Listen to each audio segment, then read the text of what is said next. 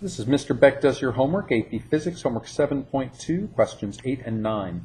A loaded flat-bottom barge floats in fresh water. The bottom of the barge is 3.21 meters below the water line.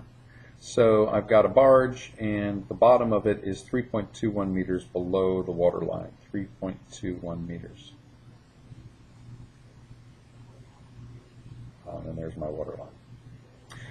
When the barge is empty, the barge's bottom is only 2.69 meters. I don't care about that right now. What is the difference between the pressure on the bottom of the loaded barge and the pressure at the water line? Well, that's just going to be my rho GH, isn't it? Because the pressure at the water line is 1 atmosphere. The pressure down there adds that water pressure. So my pressure is going to be rho GH. The rho of fresh water is 1,000 kilograms per cubic meter. G, do they give it to me? No, they don't. So I'm just going to assume it's 9.8. And my height is 3.21 meters. So there's rho GH.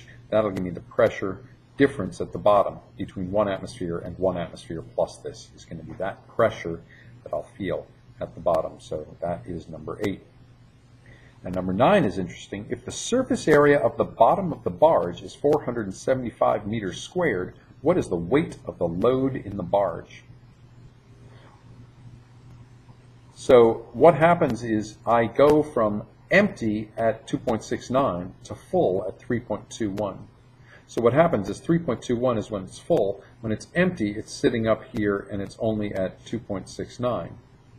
Okay, 2.69. So it must have this difference in volume that it displaces. It goes down by a little bit more depth, and it has this much area.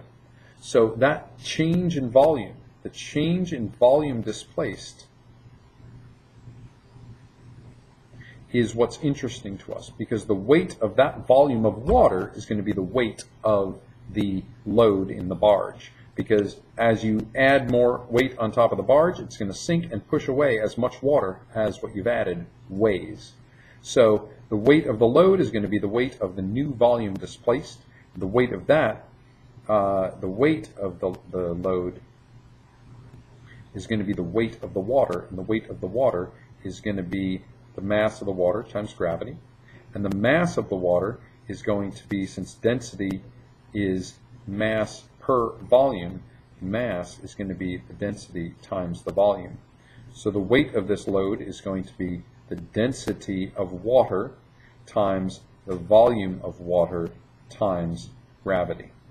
So that will be the weight of the load. The density of fresh water is 1,000. The volume is going to be how much different this is. So that's the height, and this is the length and the width. So that's the area times the difference in height. So my area is 475, and my difference in height is going to be 3.21 minus 2.69. That's my difference in height. That's how much extra water is pushed out of the way. So it is rho times V times G. And that's going to be the weight of that load on the barge, because that is the weight of the water that is displaced when I put the load on the barge.